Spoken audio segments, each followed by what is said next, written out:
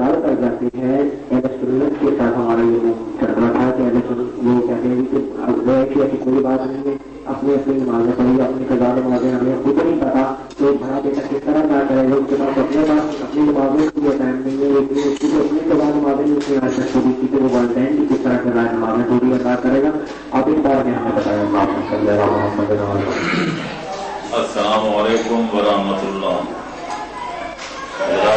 میں نے آپ کا سوال سمجھ لیا ہے، گزارش یہ ہے کہ جس طرح انسان پر اپنی نمازیں جو قضا ہو جائے ان کا ادا کرنا واجب ہوتا ہے، اور بل الانسان علی نفسہ بصیرہ، اگر دوسروں کو نہ پتہ ہو تو ہر آدمی اپنے حالات کو بہتر جانتا ہے، اگر تحقیق کا نہ پتہ ہو کتنے سالوں کی ہیں یا کتنے مہینوں کی یا کتنے ہفتوں کی، تو میرے آدمی کو تخمینہ لگانا پڑتا ہے کہ میرے پڑھنے کی جو ہے رفتار کیا ہے اور میری قضا کرنے کی رفتار کیا ہے۔ اور اگر والدین کی جہاں تک نمازوں کا تعلق ہے اس کے بارے میں پہلی گزارش تو یہ ہے، اگر والدین کی نمازیں کسی عذر شرعی کی بنا پر قضا ہوئی ہوں تو اس پر تو سب علماء شیعہ کا اتفاق ہے کہ ان کی قضا نمازیں بڑے وارث پر، وارثوں کے 3 طبقے ہوتے ہیں، پہلا طبقہ ہے اولاد اور ماں باپ، دوسرا طبقہ ہوتا ہے بھائیوں کا بہنوں کا، تیسرا طبقہ ہوتا ہے چچاؤں کا اور ماموں کا ان کا۔ تو اس طبقے کا جو بڑا ہے اس پر وہ نمازیں واجب ہوتی ہیں۔ اور دوسرا فتویٰ یہ ہے کہ اگرچہ وہ کسی عذر شرعی کی بنا پر نہ پڑھی ہوں بلکہ جان بوجھ کر بھی نہ پڑھی گئی ہوں تو بھی اولاد کا فرض ہے کہ اپنے ماں باپ کو عذاب الہی سے بچانے کے لیے ان کی نمازیں قضا کریں۔ اب رہ گیا یہ مسئلہ کہ جب آدمی کو اپنی نمازوں کی تعداد کا صحیح پتہ نہیں ہوتا تو ماں باپ کی نمازوں کا کیسے بوجھ لگائے گا؟ تو میرے محترم یہ بات مشکل ضرور ہے لیکن ناممکن نہیں ہے۔ آدمی کو چاہیے اگر والد فوت ہو گئے ہیں تو والدوں کی زندہ ہیں تو ان سے پوچھیں کہ میرے والد کی نماز پڑھنے یا نہ پڑھنے کی کیا رفتار تھی، والدہ انتقال کر گئی ہیں تو والد سے پوچھیں، اور اگر خدا نخواستہ دونوں محروم ہو چکے ہیں تو اپنے ماں کی سہیلیوں سے، اپنے ان کے رشتہ داروں سے، اپنے چچاؤں سے، اپنے آپ کے والد کے دوست سے، ان سے پوچھیں کہ ان کے بچپن میں کیا عالم تھا نماز پڑھنے کا، جوانی میں کیا تھا، پیری میں کیا تھا، ان کی عمر کا حساب کر کے 15 سال نابالغی والے منہا کر دیں اور باقی ایک تخمینہ لگا لیں، جتنے سال بنے جتنے مہینے بنے اتنی نمازیں پڑھ لیں تاکہ یقین ہو جائے کہ جو ان کے ذمے تھی وہ ہم نے ادا کر دی ہیں۔ انشاءاللہ ان کی بھی بخشش ہو جائے گی اور آپ کو بھی اپنے والدین کے ساتھ نیکی کرنے کی خالق کتنی جزا دے گا جس کا آپ اندازہ بھی نہیں لگا سکتے۔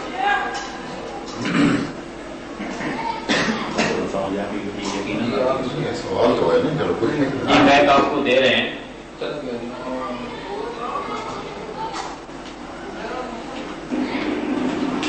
جزاک اللہ اللہم صلی اللہ محمد وعلی محمد۔ بہت شکریہ مولانا صاحب۔ میرا سوال یہ ہے کہ پچھلی دفعہ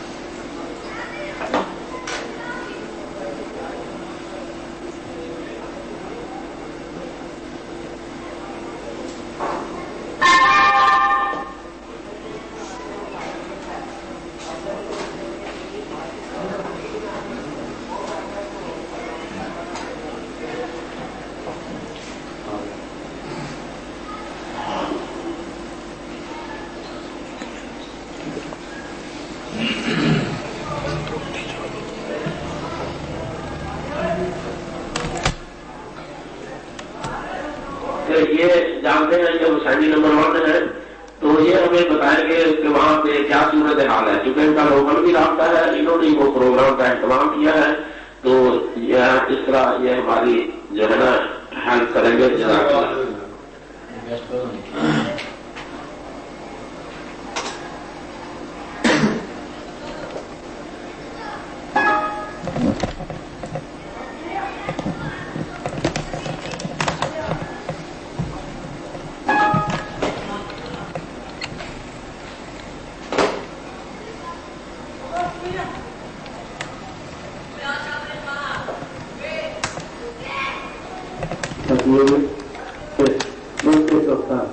کبھی وہ کہتے ہیں ہمیں کمپیوٹر کا ایکسپائر نہیں مل رہا، کبھی کے ساتھ بھی اس کو بہتر ہے، تو ایسے ہی بات ہوا ہے کہ کمپیوٹر کا وہ صحیح میرا خیال ہے کہ ٹھیک ہے جی.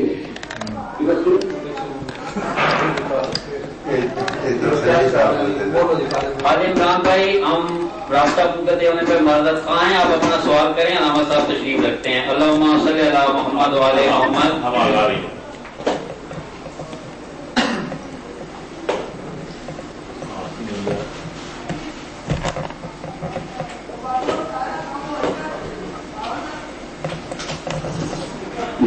بھائی بھائی صاحب کے لیے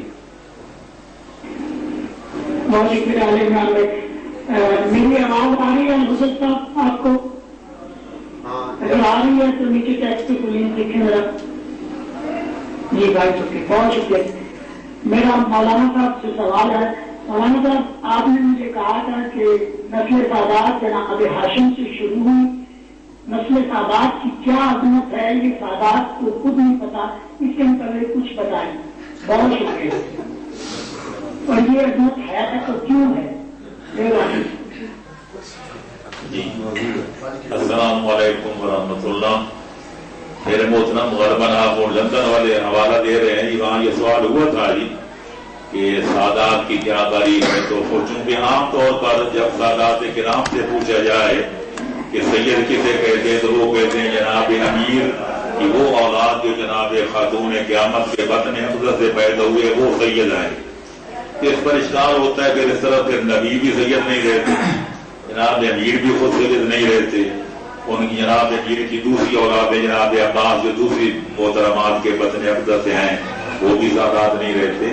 تو میں نے عرض کیا تھا کہ فقہائے شیعہ کا اتفاق ہے، میں غیر اہل علم کا ذمہ دار نہیں ہوں، کہ یہاں خمس کی بحث ہوتی ہے کہ خمس حق کے سادات ہے تو وہاں علماء کرام یہ لکھتے ہیں کہ سید کسے کہتے ہیں. تو وہ یہ ہے کہ جس کا سلسلہ نسب جناب ہاشم ابن عبد المطلب جناب ہاشم ابن عبد مناف تک پہنچ جائے اسے سید کہتے ہیں. آپ جتنی ان کی اولادیں ہیں وہ ساری سید کہلائیں گی، لیکن ان کے درجے الگ الگ ہیں. جناب امیر المومنین کے 4 بھائی ہیں، 3 مولا کے علاوہ 3 اور ہیں، ان سب کی اولاد سید کہلائے گی، لیکن جناب امیر کی اولاد کو دوسرے بھائیوں کی اولاد پر فضیلت حاصل ہے. جناب امیر کی اولادیں پھر 2 قسم کے، خاتون قیامت سلام اللہ علیہا کے بطن اقدس سے ہیں اور دوسری اولادیں وہ ہیں جو دوسری محترمات کے شکم سے ہیں. تو جناب امیر کی وہ اولاد جو جناب خاتون قیامت کے بطن سے ہے ان کو مولا علی کی دوسری اولاد پہ فضیلت حاصل ہوگی.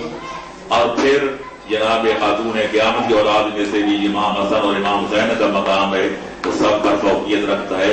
لہذا اب رہ گئی یہ مسئلہ کہ ان کی سادات کی عظمت کیا ہے. سارا دار و مدار میرے محترم نسبت پر ہوتا ہے. جناب امام جعفر صادق علیہ السلام کو یا امام رضا علیہ السلام کو اطلاع ملی ایک بندے نے کی سید کی توہین کی ہے. امام نے اس سے پوچھا کہ تو نے ایسا کیوں کیا؟ اس نے کہا جناب اس نے پرانا جرم کیا تھا لہذا میں نے اس کو سزا دی، اس کی توہین کی. امام فرماتے ہیں تجھے یہ پتہ نہیں تھا کہ ان کی نسبت کن کی طرف ہے؟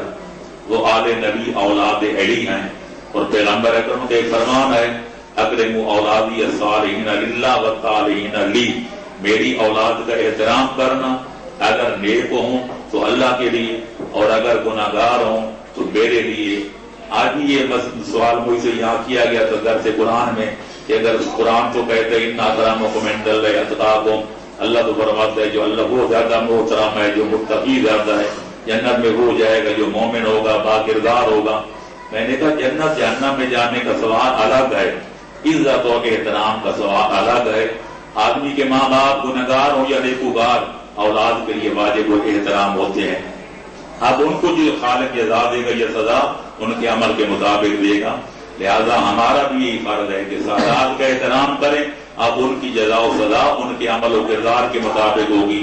ہماری اصول کافی میں پورا باب موجود ہے کہ سید اگر نیکی کرے اس کو ثواب دگنا ملتا ہے، سید اگر سید زیادہ برائی کرے اس کو سزا بھی دگنی ملتی ہے، کیونکہ قرآن کے 22ویں پارے میں موجود ہے یا نساء النبی لستن کأحد من النساء، اے رسول کی بیویوں تم عام عورتوں جیسی نہیں ہو۔ آگے وضاحت ہے کہ اگر تم نیکی کرو گی تمہیں جزا دگنی ملے گی، اگر برائی کرو گے تمہیں سزا دگنی ملے گی۔ تو اگر پیغمبر سے کسی عورت کی نسبت ہو جاتی ہے عارضی طور پر، جب وہ عام عورتوں جیسی نہیں رہتی تو جن کے جسم میں پیغمبر کا خون دوڑ رہا ہے ان کا وہ معاملہ بھی عام لوگوں جیسا نہیں ہوگا۔ وہ نیکی کریں گے تو جزا دگنی ملے گی، برائی کریں گے تو سزا دگنی ملے گی، لیکن ہر حال میں ان کا احترام کرنا چاہیے۔ کیوں کہ وہ آل نبی اولاد علی ہے۔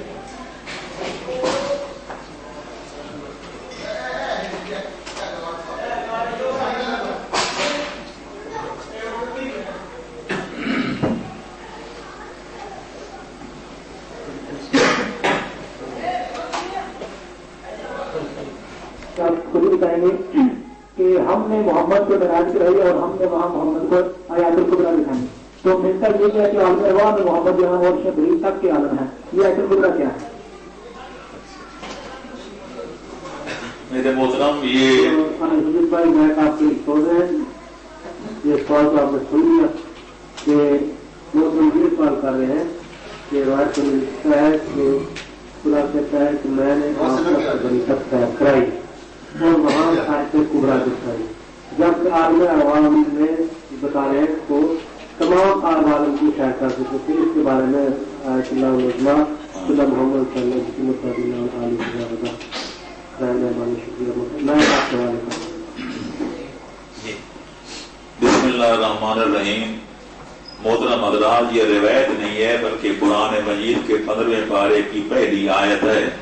سبحان الذی اسری بعبدہ لیلا من المسجد الحرام الی المسجد الاقصی الذی بارکنا حولہ لنریہ من آیاتنا۔ کہ پاک ہے وہ ذات جو اپنے ایک بندہ خاص کو رات کے ایک چھوٹے سے حصے میں لے گیا آسمان اس جگہ پر جو سجدے کی آخری حد ہے، یعنی عالم امکان کی آخری حد، تاکہ ہم ان کو اپنی آیات دکھائیں۔ آیات جمع ہے آیت کی، آیت کا معنی ہے نشانی۔ اب یہ ٹھیک انہوں نے کہا ہے کہ عالم ارواح میں ہمارا عقیدہ ہے کہ خالق اکبر نے اس عالم اسلام میں آنے سے پہلے سرکار محمد و آل محمد علیہ السلام کی ارواح مقدسہ کو، انوار مقدسہ کو کئی لاکھوں سال پہلے پیدا کیا تھا، جیسا بھی روایات میں ہے۔ لیکن اس دور میں جب خالق نے ان کو اس عالم میں پیدا کیا تھا، ابھی تک تو یہ آسمان بنے نہیں تھے، اس وقت یہ زمین کا فرش بچھا ہی نہیں تھا، اس وقت کائنات کی کوئی شے پیدا ہی نہیں ہوئی تھی، تو خدا دکھاتا کیا؟ اول ما خلق اللہ نوری۔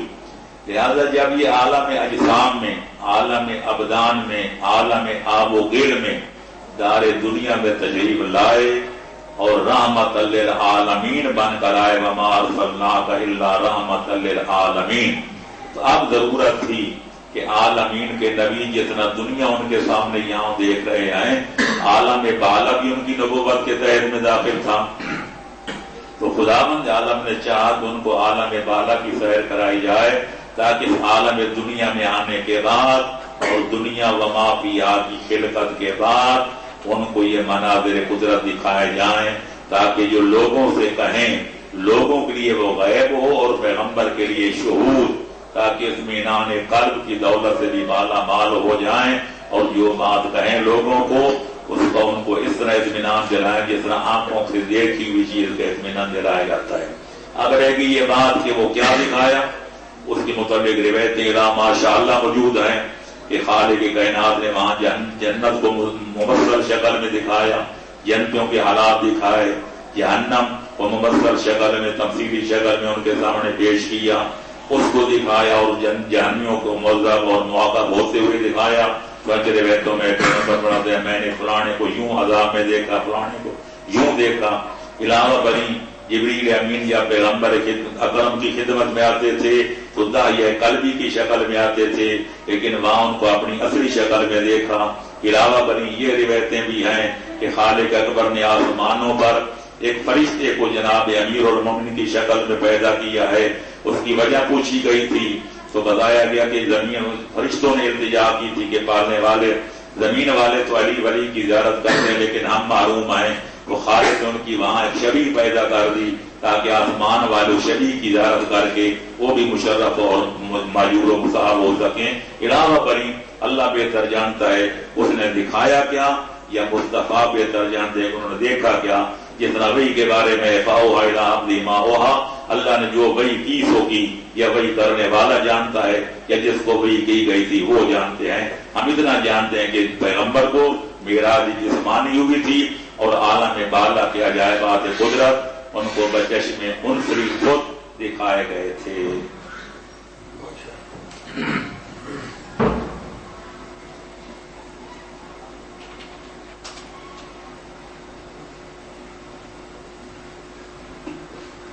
بسم اللہ الرحمن الرحیم۔ سوال کرنے سے پہلے ہم معلوم کا ہے کہ کل کسی روم میں جو سول بدبخت میں آپ کے ساتھ بدتمیزی کی، اس میں میرا خیال ہے کہ ہم بھی کچھ ذمہ دار ٹھہرتے ہیں کہ ہم نے اس روم پہ اعتماد کیا۔ حالانکہ ہمارا روم عقائدی حقہ ہے جو پاس آپ سے کر رہا ہے، جہاں آیت اللہ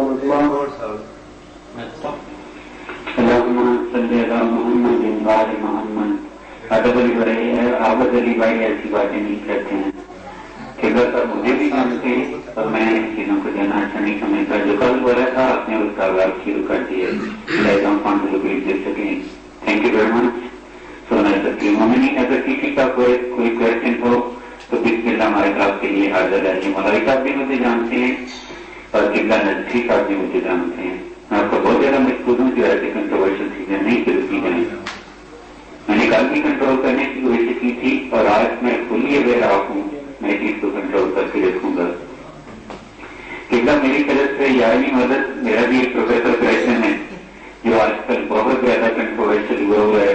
آپ کو جو ہے بہت زیادہ تنقید کہ جو ہے نا ہم الفاظ سنتے ہیں پالٹا کے، آپ تو بہت کم آ رہے ہیں، ہم کبھی جو ہے نا پالٹا کے آتی ہیں اپنا ٹائم دیتے ہیں یہاں وزارت کے لیے۔ تو اکثر یہ کہا جاتا ہے کہ جو ہے نا اپنے اصول شریعہ میں کل کو جیسے کوٹ کیا جا رہا تھا کہ 64 پہ آپ نے کچھ لکھا ہے کہ جو ہے نا میں نے تو نہیں پڑھا، تو اس میں یہ کہا گیا ہے کہ جو ہے نا رسول صلی اللہ علیہ وسلم اور مولا علی مشکل کشا لطفے سے پیدا ہوئے ہیں، اور آپ نے کسی اور عالم کے جو ہے نا کتاب کو جو ہے نا اس نے کوٹ کر دیا ہے، آپ نے اپنا نہیں دیا اس پہ ریسرچ، تو اس کے بارے میں آپ سے ریکویسٹ ہے کہ ذرا وضاحت کر دیں پلیز۔ شکریہ۔ بسم اللہ الرحمن الرحیم۔ میرے محترم، میری اس کتاب کا نام جس کو کل سے کوئی نام لے رہے تھے اس کا نام ہے اصول و شریعہ، جو میں نے 1965 میں لکھی تھی۔ پہلا ایڈیشن اس کا 65 میں شائع ہوا تھا اور اب اس کے ماشاءاللہ کئی ایڈیشن چھپ چکے ہیں، مگر 5واں یا 6واں ایڈیشن اس کا موجود ہے۔ اصل اس میں اس کے اندر 10 باب ہیں جی۔ پہلا باب یہ تھا کہ سرکار محمد و آل محمد انسانی نو کے افضل و اکمل افراد ہیں۔ اشرف الکائنات حضرت انسان ہے اور انسانوں میں سے افضل ترین افراد انبیاء و مرسلین ہیں، اور ان سب سے کہ سید و سردار ہمارے خاتم الانبیاء والمرسلین ہیں۔ اس سلسلہ میں نے پہلے قرآن مجید کی آیتیں لکھی ہیں، پھر محمد و آل محمد علیہ السلام کی مستند حدیثیں لکھی ہیں، پھر 1400 سال کے علماء اعلام کی تحقیقات لکھی ہیں کہ ائمہ تارین انسان کامل ہیں۔ قرآن میں تقریباً 500 آیتیں ہیں جہاں ان کو انسان کہہ کے پکارا گیا ہے اور ان کے مناقب بیان کیے گئے ہیں۔ اس سلسلے میں ایک آیت تھی وَالَّذِي خَلَقَ مِنَ الْمَاءِ بَشَرًا فَجَعَلَهُ نَسَبًا وَصِهْرًا، اللہ وہ ہے کہ جس نے پانی سے انسان کو پیدا کیا پھر اسے سفر اور داماد بنا دیا۔ اس کا ترجمہ جو ہے میں نے وہ لکھا تھا جو مولانا فرمان علی صاحب نے کیا۔ اس کی وجہ کیا ہے؟ میرا اصول ہے، جو میرے قاری ہیں کتابوں کے وہ جانتے ہیں کہ ہماری قوم میں دو ترجمے بڑے مشہور و مقبول ہیں، ایک مولانا فرمان علی صاحب کا اور ایک مولانا مقبول احمد صاحب دہلوی کا۔ تو عموماً میں جو ترجمہ اپنی کتابوں میں کرتا ہوں، مجھے ترجمہ تو مجھے بھی آتا ہے، لیکن اگر میں اپنا ترجمہ کروں گا تو میرے مخالف کہیں گے جی من گھڑا ترجمہ کیا ہے یا اپنی مرضی کے مطابق کر لیا ہے۔ تو لہذا میں ترجمہ وہ کیا کرتا ہوں جو مولانا مقبول نے کیا یا مولانا فرمان نے۔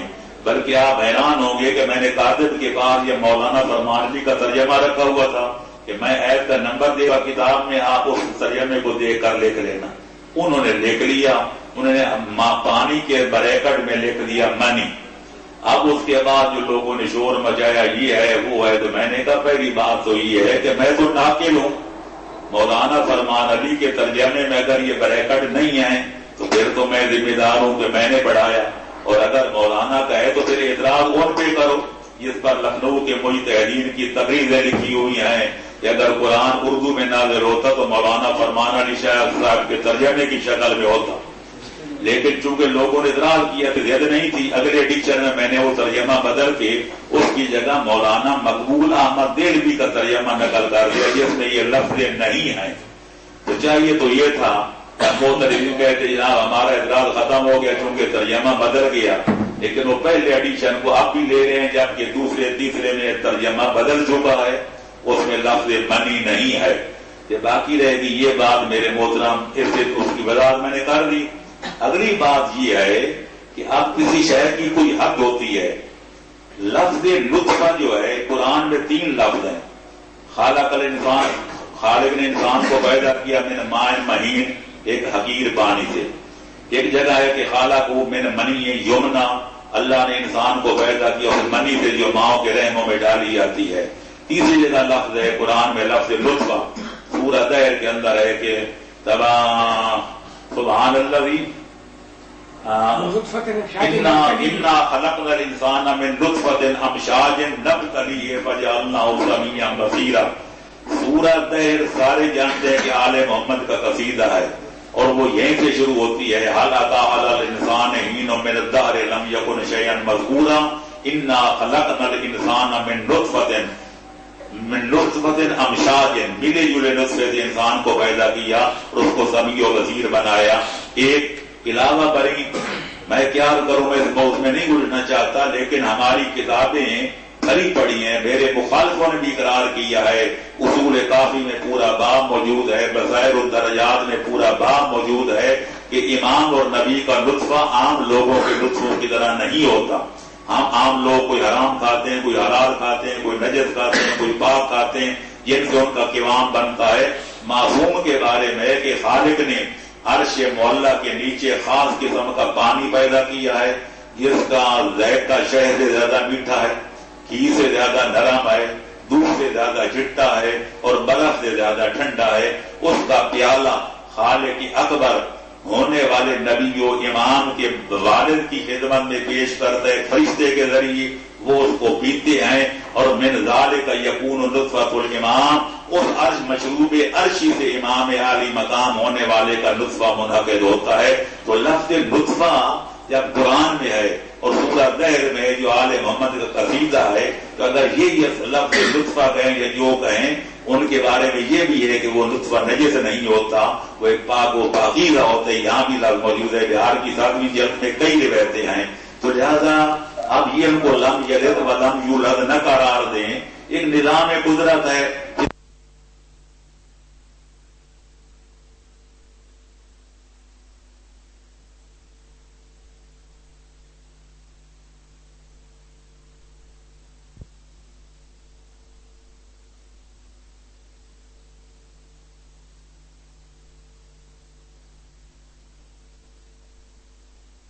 محترم خدا کے لیے دین کو سمجھنے کی کوشش کریں، اپنے ذہنی مفروضوں پر بنیاد نہ رکھیں کہ ہم سمجھتے ہیں یہ امام کی شان کے خلاف ہے۔ امام معصوم ہوتے ہیں، وہ گناہ نہیں کرتے۔ غیر عورت کے ساتھ تعلق رکھنا گناہ ہے، میاں بیوی کا تعلق تو شریعت کے مطابق جائز ہے، کار ثواب ہے، اولاد بڑھانا کار ثواب ہے، اس میں کیا دبا؟ آپ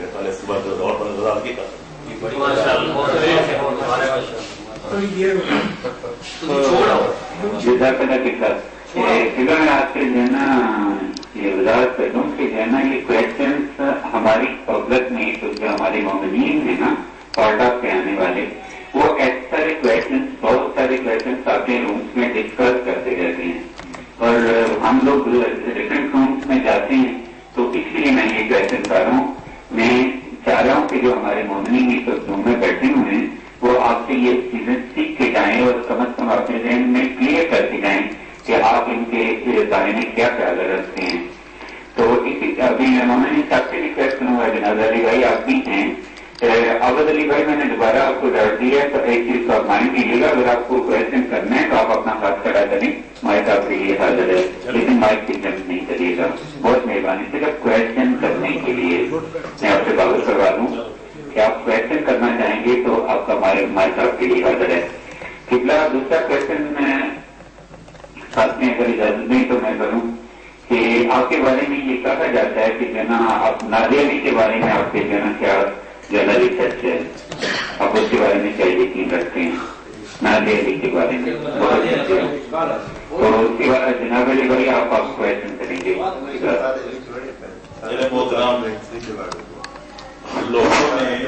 لوگوں نے مجھے ایک ایسے روم میں پیش کیا ہے، ایک دفعہ میں سندھ کا دورہ کر رہا تھا تو وہاں کے سندھی جو تھے وہ بار بار وہاں 5-6 آدمی تھے، جس میں قبلہ مولانا محمد یار شاہ صاحب بھی تھے اور بھی چاند علماء تھے، تو لوگ جب آتے تو کہتے ڈکو مانو کہاں ہے، ڈکو مانو کہاں ہے؟ تو میں نے ان سے کہا ایک آدمی سے کہ ان سے کہو جس کے سر پر 2 سینگ ہیں تو پیچھے دم لگی ہوئی وہی مولانا ڈکو صاحب۔ ہاں جی آپ سیدھے ہزاروں میرے محترم سنیں گے، اچھا کر رہے ہیں کہ آپ یہ باتیں پوچھ کر وضاحت کر رہے ہیں تاکہ لوگوں کی غلط فہمیاں دور ہو جائیں۔ مجھے یہی شکوہ ہے اپنی قوم کے افراد سے کہ کہتے تو یہ ہے کہ مولا امیر سے پوچھا گیا تھا مولا حق و باطل میں کتنا فاصلہ ہے، تو مولا نے فرمایا تھا 4 انگلیوں کا۔ تو اس نے پوچھا یعنی کہ امام نے انگلیاں رکھ دی آنکھ اور کان کے درمیان، فرمایا جو آنکھوں سے دیکھو اسے حق سمجھو، جو صرف کانوں سے سنو اسے باطل سمجھو۔ لیکن جب عمل کا وقت آتا ہے تو لوگ راویوں کو دیکھتے ہیں، اثر کو نہیں دیکھتے۔ اکثر لوگوں نے میری کتابیں پڑھی ہیں، اکثر وہ آج نے مجھے دیکھا نہیں ہے، مجھے سنا نہیں ہے، لیکن پھر بھی کہتے ہیں ہم نے فلانے سے سنا وہ یہ کہتے ہیں، فلانے سے سنا یہ کہتے ہیں۔ میں ناد علی کا منکر نہیں ہوں، میں قائل ہوں 1965 میں یہی اصول و شریعہ لکھی تھی تو اس کے اندر میں نے اس کو لکھا ہے، اور لکھا ہے کہ اس کے پڑھنے میں بطور وسیلہ قطعاً کوئی اشکال نہیں۔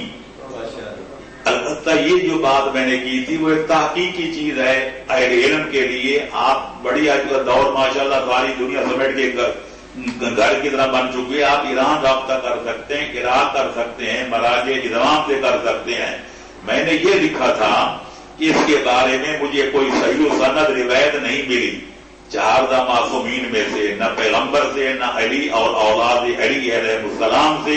روایت صرف اتنی ہے بہار الانوار کی 6 جلد میں، اور وہ بھی غزوہ احد کے سلسلہ میں کہ جب پیغمبر اکرم کا وہ معاملہ ذرا سنگین ہوا، درے سے خالد بن ولید نے پیچھے سے حملہ کر دیا، بگدڑ مچ گئی، تو ایک انشار دیوان کالا یقالو انا منادیا نادا یوم الاحد ناد علی مظہر العجائب، کہ علامہ میسی کہتے ہیں شعر دیوان جناب امیر کے شعروں کا ایک دیوان ہے، اس کی شرح سنیوں نے بھی لکھی ہے، شیعوں نے بھی، غالباً مراد ان کی اہل سنت کے عالم ہے میبزی، انہوں نے شرح میں لکھا ہے کہ کہا جاتا ہے ایک منادی نے ندا دی تھی احد والے دن کہ ناد علی مظہر العجائب۔ اب عوام میں مشہور ہے کہ یہ خیبر کا واقعہ ہے، حالانکہ خیبر میں یہ جو کہا جاتا ہے مولا علی جو تھے مدینے میں سے، یہ غلط ہے۔ مولا امیر جنگ میں 7 تھے، البتہ ان کی آنکھیں دکھتی تھی، اس لیے جب پیغمبر نے علم دینا چاہا تو دیکھا مولا علی نہیں ہے، تو پوچھا کہاں ہے، کہنے لگے یہ خیمے میں ان کی آنکھیں دکھتی ہیں، تو پیغمبر نے ان کو بلایا اپنا لعاب ذہن لگایا، مولا کی آنکھیں ٹھیک ہوگی، پھر علام ان کو دیا.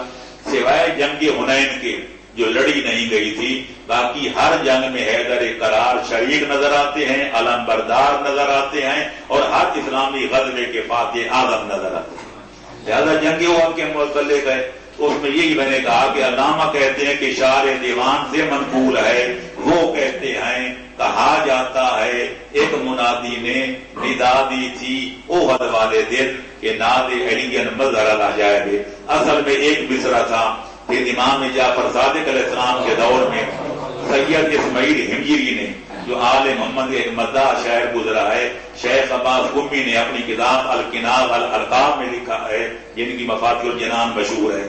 وہ کہتے ہیں کہ سید اسماعیل نے 3 مصرے ساتھ لگا کے اس کو مکمل ربائی بنا لیا کہ ناد علی مظہر العجائب تجد ہو اونن لکا فی النوائب کل ہم و غم سجنجری بے ولایت کا یا علیو یا علیو یا علیو. یہ ساری تحقیق لکھنے کے بعد میں نے نتیجہ یہ نکالا ہے کہ اگرچہ روایت جیسی بھی ہے بطور وسیلہ، جیسا کہ بے سے ثابت ہے کہ بے ولایت کا کہ ہر مشکل آسان ہو جائے گی آپ کی ولایت کے صدقے میں اے مولا علی، تو لہذا بطور وسیلہ اس کے پڑھنے میں کوئی حرج نہیں ہے. جزاک اللہ قبلہ، آپ نے جو تفصیلات بتائی ہیں اس کے اندر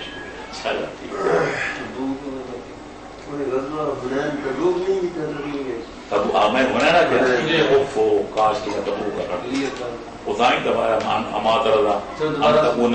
چلو ہر جنگ میں شامل رہے ہیں سوائے جنگ حنین کے، اور سبقت انسانی سے حنین نکل گیا. جنگ تبوک میں نے کہنا تھا کہ جنگ تبوک میں پیغمبر اکرم مولا علی کو مدینے میں چھوڑ کر گئے تھے، اور جب لوگوں نے اعتراض کیا کہ جناب امیر کو ساتھ نہیں لے جا رہے، تو پیغمبر نے فرمایا یا علی آپ اس پر راضی نہیں ہے کہ آپ کو مجھ سے کوئی نسبت ہے جو ہارون کو موسیٰ سے تھی.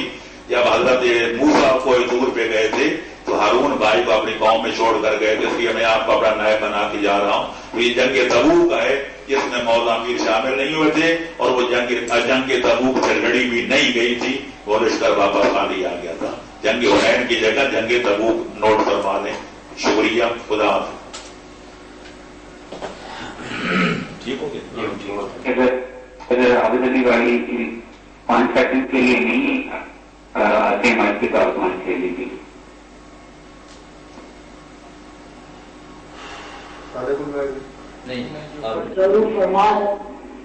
ریپیٹ کر رہی کو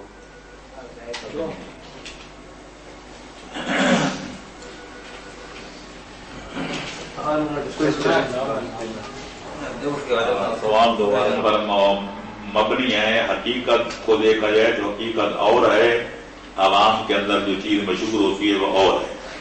پہلی چیز آپ یہ سمجھ لیں کہ ہمارے ہاں یہ عقیدہ ہے، ہمارے ہاں روایات ہیں کہ زمین کبھی حجت خدا سے خالی نہیں ہوتی. جناب امیر نہج البلاغہ میں فرماتے ہیں اللہم لا تخلو ارضک من حجت اما ظاہر مشہور و اما خائف مستور، کہ وجود حجت کے بغیر زمین قائم نہیں رہ سکتی. یہ الگ بات ہے کہ حجت خدا کھلا بکھلا لوگوں کے سامنے موجود ہوں، یا حجت خدا لوگوں کی آنکھوں سے پوشیدہ اور پردہ غیب میں موجود ہوں.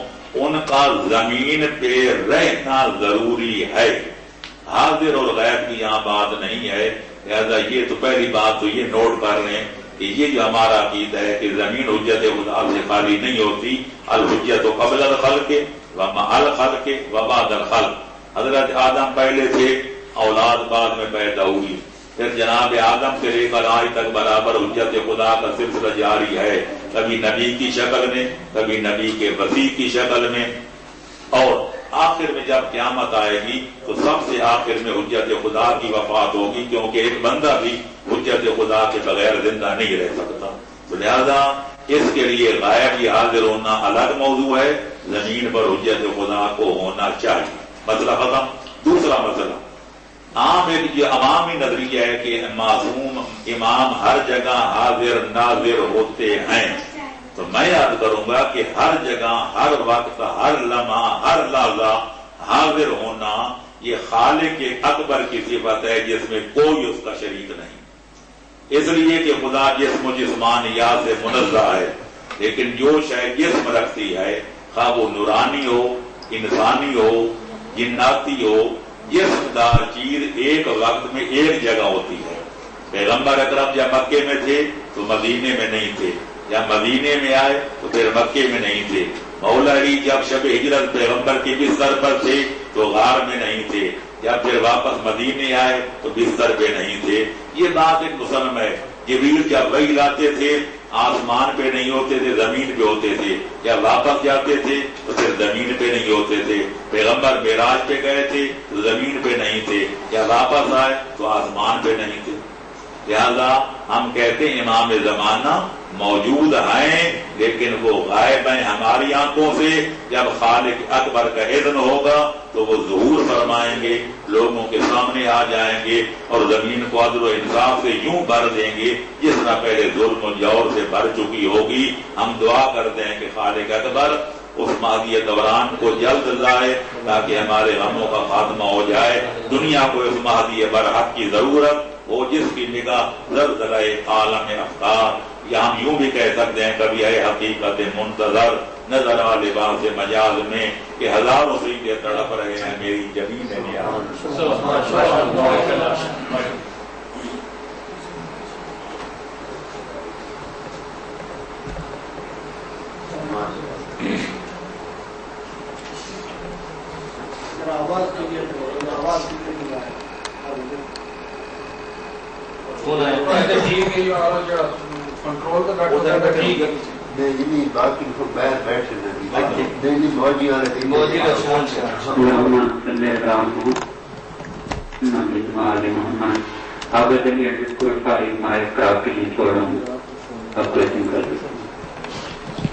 اور اس کے بعد زیاد اسکور 1 لینا ہوا مائک کی کوشش کرنے کے لیے زیاد اسکور 1 آپ بھی تیار رہیے گا۔ ابھی آبر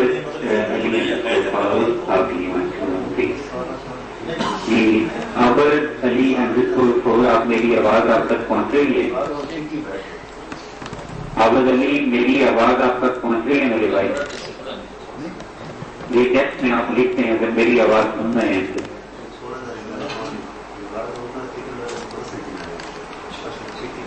آبر علی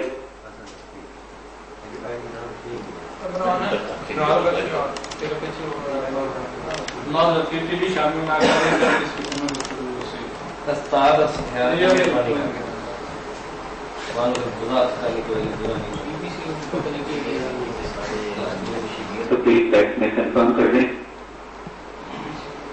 ضیاء حسین _1 اگر میری آواز آپ تک پہنچ گئی ہے تو پلیز ٹیکسٹ میں لکھتے ہیں، میں مائک آپ کے لیے چھوڑ رہا ہوں۔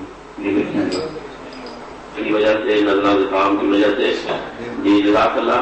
عمران خان کے حوالے سے چونکہ یہاں پہ کافی پروپیگنڈا تھا، 2-3 سوال جو ہے مزید واضح تعلیم جو ہے ہمارے واضح ہیں جو مبنی کرنا چاہ رہے ہیں کے لیے واہ وجہ ہے۔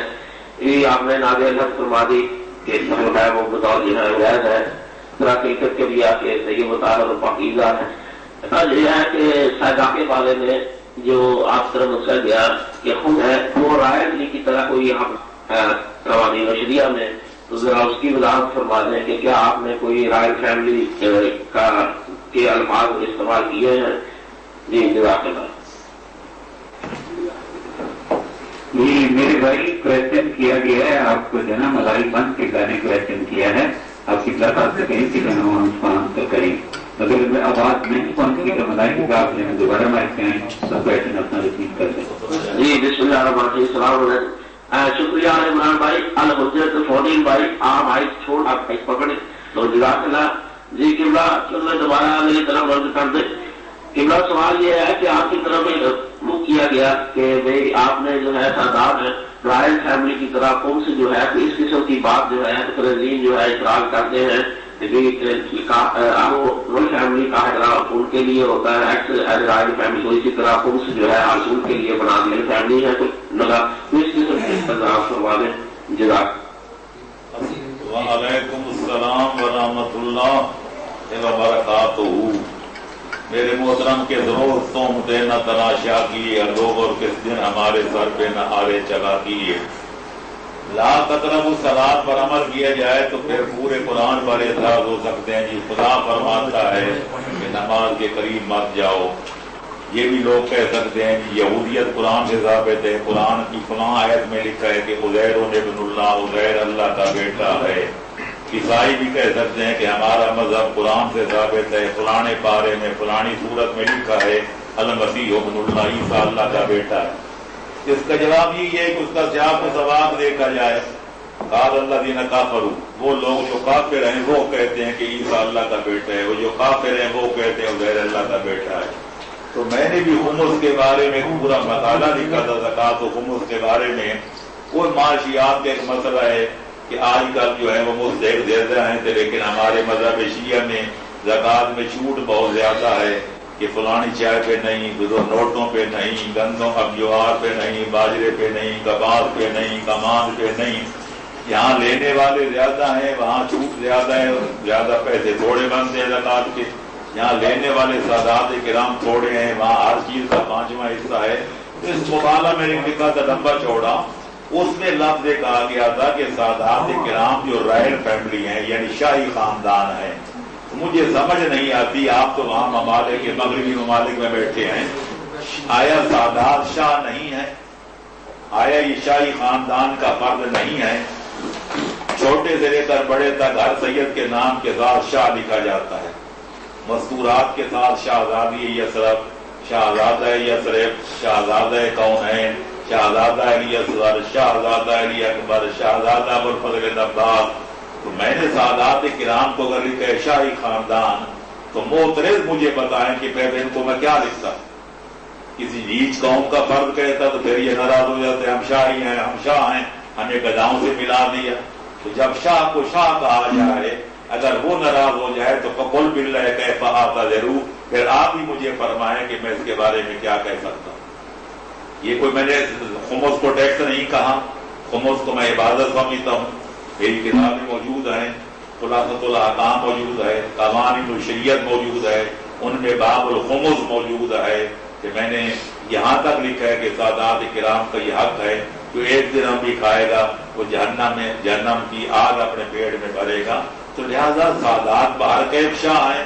اگر ان کو انکار ہے تو پھر وہ خود اعلان کر دے کہ ہم شاہی خاندان نہیں ہیں، وہ جو کو کہیں گے ہم ان کو وہی کہیں.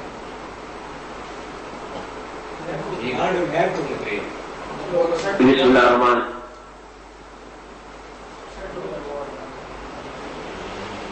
اب مسئلہ ہے آل عمران بھائی، اگر روم کو کلوز کر کے دوبارہ اوپن کیا جائے تو آواز ذرا کلیئر ہو سکتی ہے شاید. جی جزاک اللہ. کھانے والوں کو بھی تو نہیں، ہمارے ساتھ بھی ایسی کوئی بات نہیں ہے. یہ جو ہے نا نیٹ کنوینشن اس کو کہتے ہیں، تو اس کا جو ہے نا اسٹیشن میں کافی جو ہے نا لوڈ ہوتا ہے اس پہ آڈر پہ، تو اس کی وجہ سے جو ہے نا ایسا ہے. لیکن کوئی بات نہیں، پھر بھی محسوس کریں، ہم جو ہے سن رہے ہیں آواز کو. تو ہمیں اگر آپ لوگوں کو کوشچن کرنے ہیں تو آپ پلیز کیوں میں آئیں اور جو ہے نا اپنے کوشچن جو ہے نا قبلہ تک پہنچاتے جائیں. تو میں سب کے لیے حاضر ہے. ابھی عابد علی بھائی آپ کا مائک کام نہیں کر رہا ہے اور آپ کے لیے کافی دفعہ مائک کو چھوڑا لیکن آپ نے مائک لینا لیا نہیں، لیکن پھر بھی آپ ایک ٹرائی کر لیں اور پھر اس کے بعد جناب علی بھائی آپ کوشچن کریں. بسم اللہ.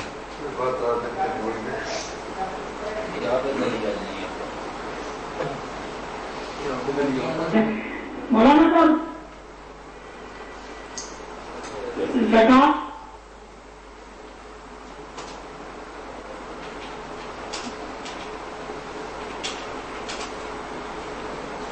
تو میں نے تھوڑا سا اشارہ کیا، میں نے پورا ایک مقالہ لکھا تھا چند صفحوں کا اسی موضوع پر جو عام ہمارے معاشیات اسلامی پر اعتراض کیا جاتا ہے کہ زکوٰۃ کے لینے والے زیادہ ہیں، زکوٰۃ بالکل تھوڑی ہے، اور خمس کے لینے والے تھوڑے ہیں لیکن اس کی رقم کی مقدار بہت زیادہ ہے. تو میں نے اس اپنے مقالے میں چیزوں کے جواب دینے کی کوشش کی ہے. بسم اللہ الرحمن الرحیم. السلام علیکم. وہ عالمی مدد کے بارے میں آپ نے وضاحت فرمائی اپنا کتابوں میں بھی اور بار بار مجالس میں بھی. یہ مدارس آپ دیکھتے ہوئے تو کوئنسٹنٹ قبلہ ہمارے صاحب کے لیے جی سائیں بروا یادنی مدر علی علی کوئی کوشچن کو آپ کا محمد حسین ایچ صاحب کے لیے لائف اویلیبل ہیں اور کوشچن کو آنسر کر رہے ہیں. کسی کو بھی کوئی کوشچن کرنا ہو جو علی عمران بھائی آپ پہلے ایک سوال کو مکمل تو ہونے دینا. زکوٰۃ والا سوال ابھی باقی ہے, اس کا جواب ابھی علامہ صاحب نے شروع کیا تھا تو بھائی صاحب تشریف لے آئے درمیان میں, تو مہربانی کریں پہلا جو سوال زکوٰۃ والا ہے اس کو مکمل ہونے دیں, اس کے بعد پھر نیکسٹ سوال کرائیں گے. بیک ہمارے پاس رہنے دیں اور زکوٰۃ والے سوال کا جواب علامہ صاحب دے رہے ہیں, یہ بات فرمائیں گے. بسم اللہ الرحمن الرحیم. میں عرض کر رہا تھا کہ زکوٰۃ کے بارے میں ہمارے ہاں مشہور یہ ہے کہ 4 غلات پر زکوٰۃ ہے, گندم, جو, انگور, کھجور, اور 2 قسم کی چیز نقدی پر ہے, ایک سونے پر ایک چاندی پر, وہ بھی شرط ہے کہ سکہ دار ہوں سے رائج اور وقت سکہ ہو. 4-5 قسم کے حیوانات ہیں جی, گائے ہے, بھیڑ ہے, بکری ہے, بھینسیں ہیں, اونٹ ہیں. تو اس پر اعتراض ہوتا ہے کہ جناب یہ چیزیں ہمارے یہاں اب جو ہے وہ اپنا انگور کم ہوتے ہیں, کھجوریں بڑی کم ہوتی ہیں, زیادہ لے دیتے, گندم ہے, جو ہے وہ کوئی بوتا نہیں ہے, اونٹ ہمارے یہاں کوئی رکھتے نہیں ہیں. تو گویا اسلام ہر نوکری آیا تھا, یہاں صرف چاول ہوتے ہیں, یہاں پٹسن ہوتی ہے, یہاں کارخانے ہیں, جس کے پاس 5 اونٹ ہیں وہ تو زکوٰۃ دے, جس کے پاس 5 کارخانے روزانہ کروڑوں روپے کی آمد ہے اس کو چھٹی ہے. تو لہٰذا میں نے اپنی اس کتاب میں یہ بھی نہیں چاہتا کہ ایسی انفرادیت ہو کہ سارے لوگ ہاتھ سے بڑھ علیحدہ ہو کر کوئی فتویٰ دیا جائے. تو بہر کہ میں نے اس میں ثابت کی ہے اپنے مقالے میں اور قوانین الشریعہ میں کہ نوٹوں پر بھی زکوٰۃ اگر واجب نہیں تو کم از کم مستحب ضرور ہے, دینی چاہیے. جب دنیا کا سارا معاملات چل رہے ہیں نوٹوں پر تو زکوٰۃ کیوں نہ دی جائے. اور باقی جو اجناس ہیں جو زمین سے اگتے ہیں ان کی بھی گندم اور جو کی طرح اگر واجب نہیں تو کم از کم سنت سمجھ کے دی جائے تاکہ ہمارے معاشیات پر جو عام اصرار کیا جاتا ہے وہ بھی دور ہو جائے اور غریبوں کا بھی بھلا ہو جائے. اس لیے بہتر یہی ہے کہ باقی برادران اسلامی کی طرح ہم بھی ہر چیز سے زکوٰۃ دیں تاکہ غربت کسی حد تک غربت پر کنٹرول کیا جا سکے اور امیروں کی دولت غریبوں کے ہاں کوئی گردش کرتی رہے. اس میں بہتوں کا بھلا ہے, دنیا اور آخرت کی اس میں فلاح بھی ہے اور صلاح بھی ہے.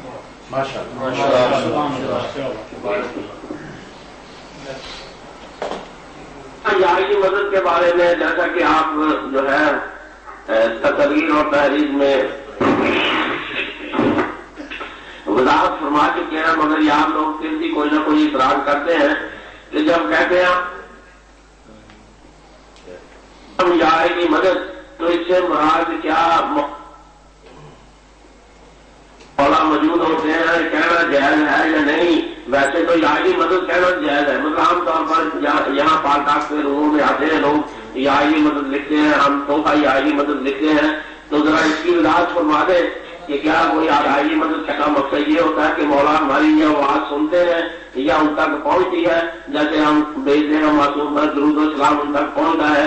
تو اس سلسلے میں جو ہے آپ ذرا وضاحت فرما دیں. جزاک اللہ.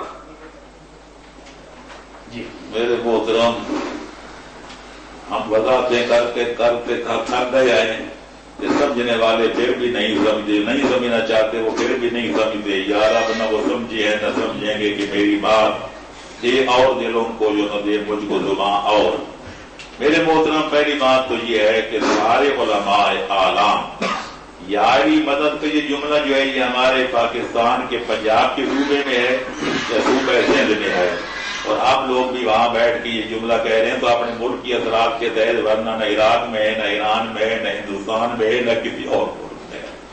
تو اب دیکھنا یہ ہے, پہلی بات یہ علماء یہ کہتے ہیں کہ اسلامی سلام جو ہمارا ہے وہ ہے سلام علیکم یا السلام علیکم, اور جواب میں بہتر ہے کہ کوئی اضافہ کیا جائے وعلیکم السلام ورحمۃ اللہ, یا اس کے ساتھ وبرکاتہ بھی اضافہ کر دیں.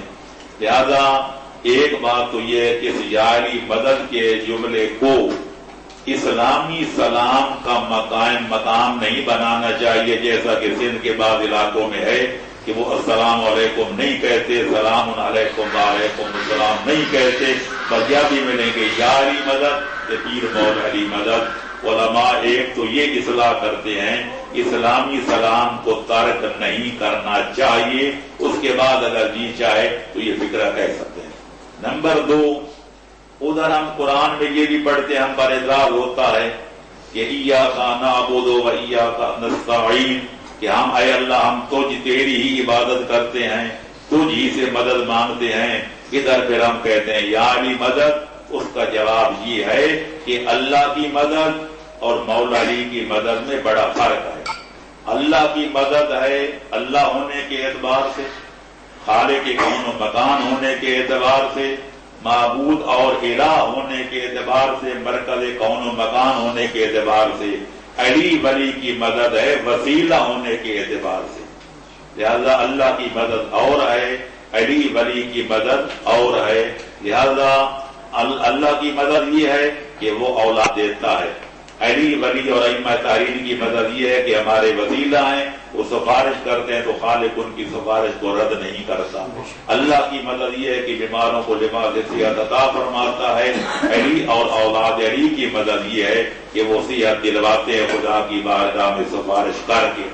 اللہ کی مدد ہے کہ وہ اولاد و جائیداد دیتا ہے، علی اور اولاد علی علیہ السلام کی مدد یہ ہے کہ وہ سفارش کر کے مدد جو ہے اولاد دلواتے ہیں، جائیداد دلاتے ہیں۔ تو لہذا مرکز کو مرکز سمجھنا چاہیے، وسیلے کو وسیلہ سمجھنا چاہیے، اور یہی وسیلے کا مفہوم امام زمانہ اجل اللہ تعالیٰ فرج شریف کی توقیع مبارک میں بھی مذکور ہے کہ جب بغداد کے شیعوں میں اختلاف ہو گیا تھا یا خلق و رزق اللہ کا کام ہے یا خلق و رزق ائمہ اہل بیت کا کام ہے، تو سب نے فیصلہ کیا کہ جناب حسین ابن رو کی طرف رجوع کیا جائے، امام کے نائب خاص کی طرف۔ جب رجوع کیا گیا، مسئلہ لکھ کر بھیجا گیا، انہوں نے امام زمانہ کی خدمت میں پیش کیا۔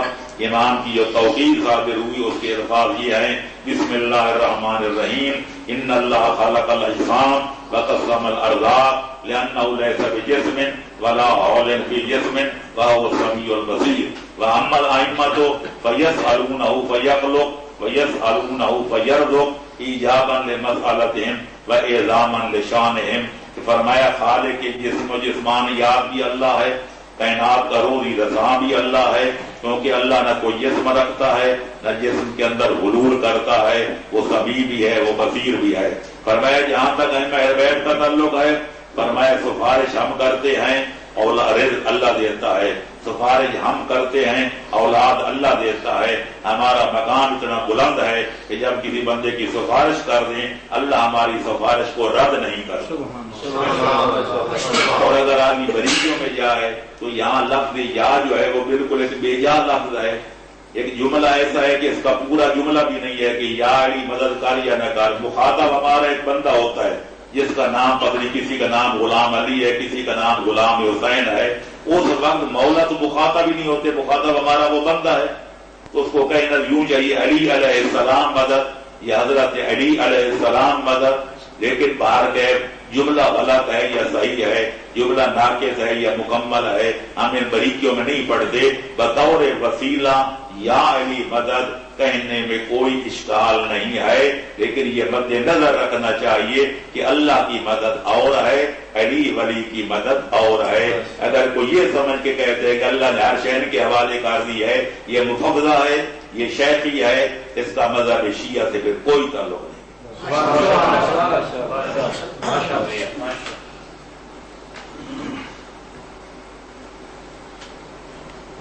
السلام علیکم۔ آپ کو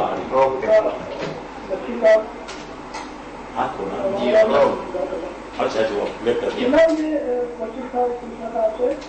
کلمے کے اندر جو ہے علی ولی اللہ تو یہ جز نہیں ہے کلمے کا، تو اہل تشریح پھر اس کو کلمے کے ساتھ اس لیے کرتے ہیں، وجہ کیا ہے اسے کلمے کے ساتھ ایڈ کرنے کی، اگر یہ کلمے کا جز نہیں ہے علی ولی اللہ۔ جزاک اللہ۔ میرے محترم یہ سوال کل بھی ہوا تھا، لیکن کل ذرا اذان کے بارے میں کہا، آپ نے کلمے کے بارے میں کہا، تو میں وضاحت کرتا جاؤں۔ میری کوشش ہوتی ہے کہ سوال ذرا جواب وضاحت دے دیا جائے تاکہ کئی اس کے پہلو اس کے جو نہیں پوچھے گئے وہ بھی آ جائیں۔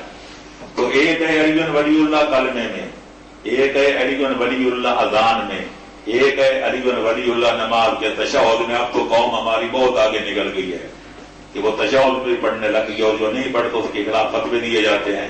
تو میرے دوست میرے عزیز محترم، ایک ہے کلمہ اسلامی، ایک ہے کلمہ ایمانی. کلمہ اسلامی جس کے پڑھنے سے کافر مسلمان بنتا ہے اور نہ پڑھنے سے آدمی کافر ہو جاتا ہے انکار کرنے سے، وہ ہے لا الہ الا اللہ محمد الرسول اللہ. تو اسلامی کلمہ یہی ہے، جو پڑھ لے وہ اسلامی برادری کا رکن ہے. لیکن یہ اگلا اسلام یہ بھی کلمے کا جز ہے، لیکن کلمہ ایمانی کا جز ہے.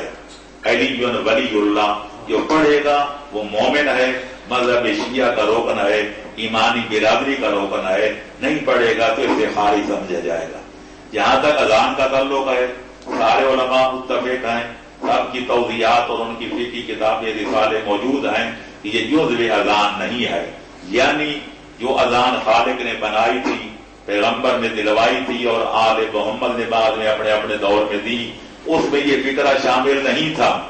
یہ بعد میں جب دہلوی خاندان کی حکومت ایران میں قائم ہوئی، اس وقت تو اس رد عمل کے طور پر جو دنیا والے بنی عباس اور بنی امیہ اہل بیت کے ساتھ کرتے تھے، اس کو اذان میں شامل کیا گیا اور اس کو اب 1100 سال ہو گئے ہیں. تو لہذا ہر بندے کو چاہیے اپنے مجتہد کی طرف رجوع کرے. اگر وہ کہتے ہیں کہ تبرکن کہہ لو تو ضرور کہے، اگر کہتے ہیں تیمنا کہہ دو تو کہے، کہتے ہیں قربت اللہ کہو تو کہے. تو باہر کے جیسا مجتہد فتویٰ دے، مقلد اس کے مطابق عمل کرنا چاہیے. البتہ تشہد کے بارے میں سارے ہمارے فقہاء اور علماء متفق ہیں کہ تشہد میں نماز کے اندر ایک رائی کے دانے کے برابر کمی بیشی کرنا جائز نہیں ہے. کوئی تشہد پڑھنا چاہیے جو محمد و آل محمد علیہ السلام نے پڑھا ہے، شہادتین اور درود، اشہد ان لا الہ الا اللہ وحدہ لا شریک لہ واشہد ان محمدا عبدہ ورسولہ اللہم صلی علی محمد و آل محمد. لہذا اس میں کمی بیشی کی کوئی گنجائش نہیں ہے.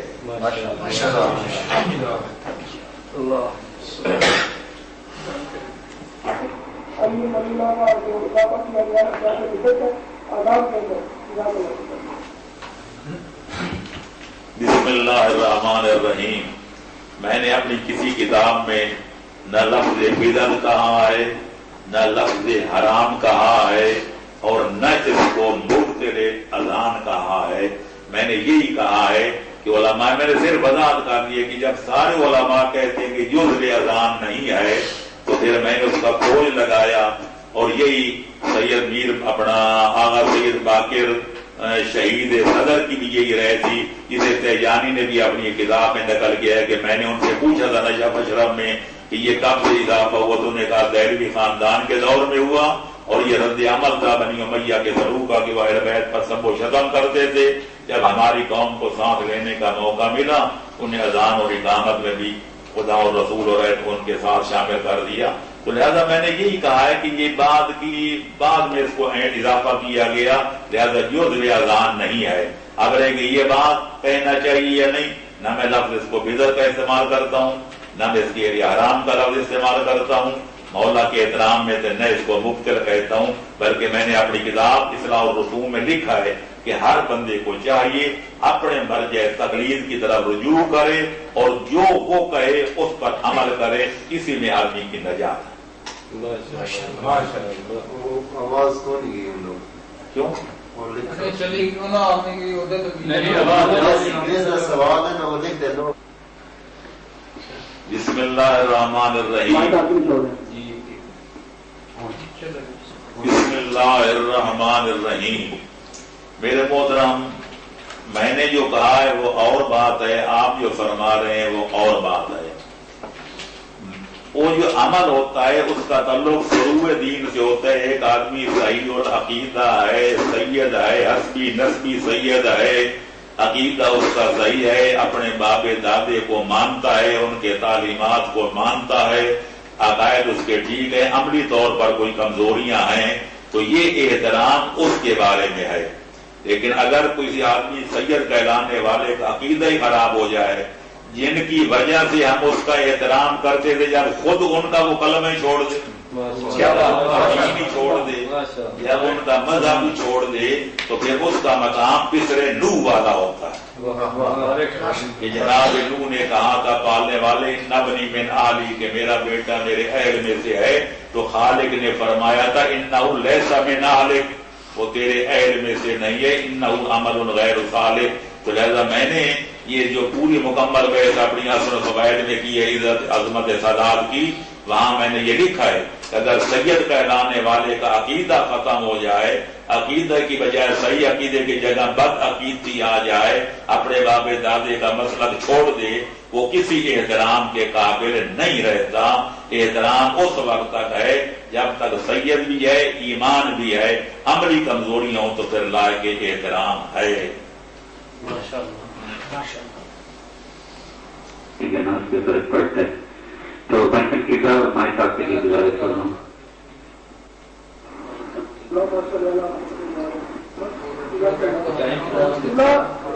وہی علی ولیلہ پہ سوال تھا جناب، میں نے پوچھا تھا کیا وال یا قامت میں آپ علی ولیلہ کرتے؟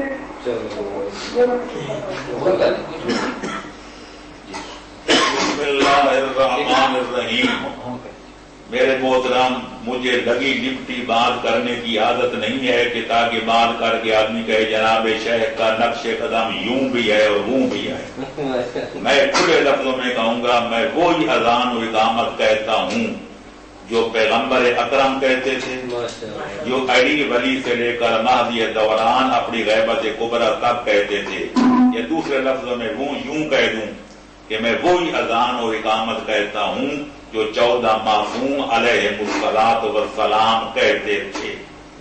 میرا یہی مسلک ہے کہ جو کچھ محمد و آل محمد کریں وہ بھی حجت، جو فرمائیں وہ بھی حجت، اگر کوئی ان کے سامنے کام کیا جائے معصوم نہ روکے نہ ٹوکے وہ بھی حجت، یعنی قول امام حجت، فعل نبی اور امام حجت، اور تقریر نبی و امام حجت۔ اگر یہ قابل اعتراض ہے کہ بھائی میں نبی اور امام والی اذان کی اقامت کیوں کہتا ہوں، تو پھر اس کے لیے میں معذرت کرنے کے لیے تیار نہیں ہوں۔ اب یہ خود تحقیق کر لینا، یہ آپ کا فرض ہے۔ علماء سے پوچھیں، کتابیں پڑھیں کہ نبی سے لے کر مہدی دین تک وہ کون سی اذان دیتے تھے، 18 فکروں والی اذان یا 20 جملوں والی اذان؟ تحقیق آپ کر لیں، ہم اگر عرض کریں گے تو شکایت ہو۔ دنیا ساری سونا ہے۔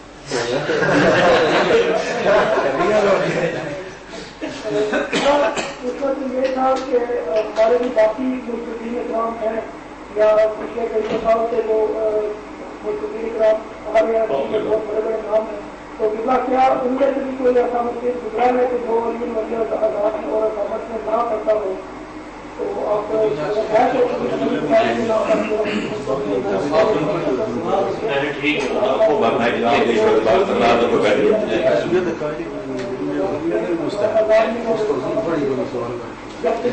ہمارے عالم میں شامل ہیں جیسے مولائی صاحب ہیں، تو میں ان کو نہیں روک سکتا کویشچن کرنے سے، کیونکہ یہ لوگ اثر کر کے آتے ہیں دوسرے لوگوں سے آپ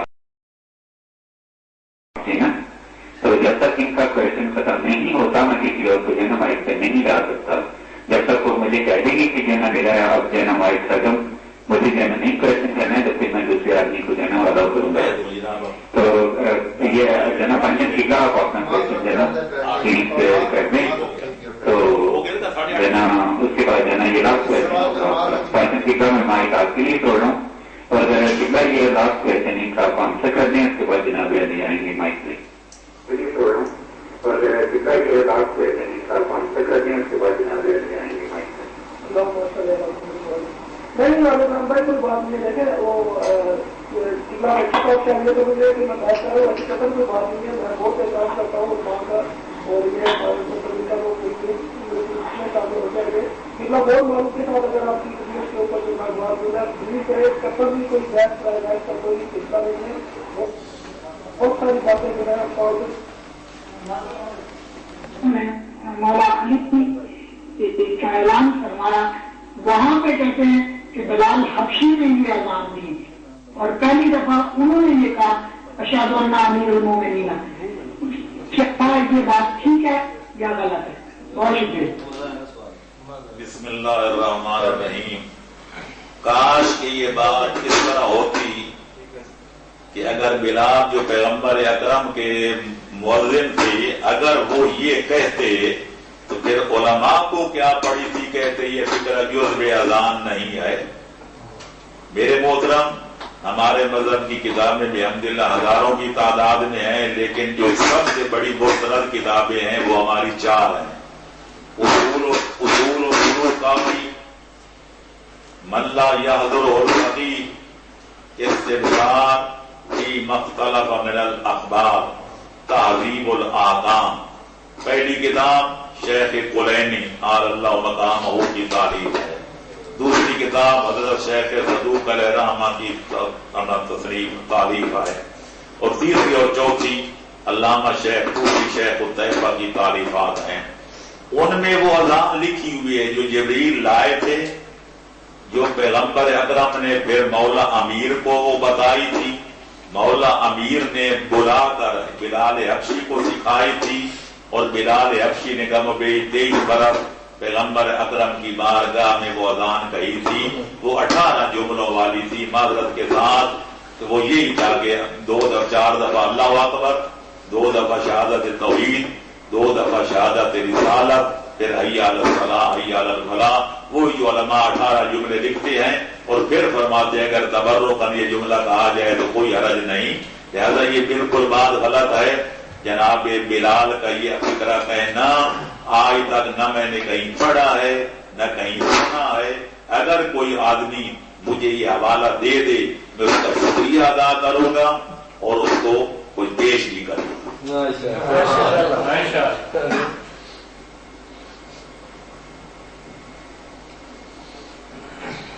इंशाअल्लाह आपके बकिया सवालात के लिए हम कल फिर दोबारा आपकी खिदमत में हाजिर होंगे 6:30 बजे इंशाअल्लाह। कल अल्लामा आयतुल्लाह मोहम्मद हुसैन साहब और ठीक 4 बजे कल आज की तरह दोबारा दरसे कुरान होगा और उसके बाद मगरिबैन की नमाज के फौरन बाद 6:30 बजे दोबारा आयतुल्लाह अल्लामा मोहम्मद हुसैन नजवी साहब के आपके सवालात के जवाब देने के लिए हम 8 बजे तक तशरीफ लाएंगे। अब चूंकि 8 बज चुके हैं, आज के लिए हम इतना ही वक्त हमने लिया था। हम माजरत खा हैं, आपसे हम इजाजत चाहते हैं। खुदा हाफिज़। या काज़ियल हाजात इक़्ज़ी हवाइज जमीअल मुमिनीन वला सय्यमल हाज़िरीन मिनहुम वल मुल्तमिसीन व खुसूसन अल मुज़िमीन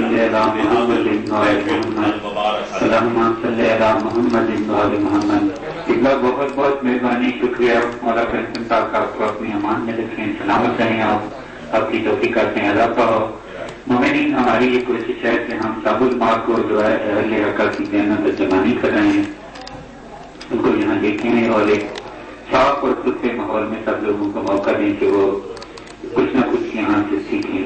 अब आप पे डिपेंड करता है कि आप कौन सी चीजों को जो है अच्छा समझते हैं या कौन सा। कोई जरूरी नहीं है कि हम एक ही आदम की जो है ना सब चीजों को मान लें, या ये हमारा एक मौका है हम सब लोगों को दे रहे हैं कि आप यहाँ आए। इस तरह का सिलेक्ट जो है ना डिफरेंट रूम में जो कर रहे हैं, हम चाहते हैं कि एक रूम में सब लोग बैठें, आपको ऐसे करते रहें। इंशाअल्लाह ताला बहुत जल्द हम जो है ना और पाकिस्तान सुलमा को लेके आएंगे। मेरी ये कोशिश है, मैं कोशिश कर रहा हूँ कि जना जाए कि टच कर रहा हूँ, तो मेरी कोशिश होगी जो है ना कि अच्छे से अच्छे उलमा को यहाँ लाया जाए तो सब लोग उससे सीखें। कि बहुत ज्यादा मेहरबानी वाला पंचन साहब का कुछ ना हो सके, शुक्रिया। कल हम आपकी ज्यादा कल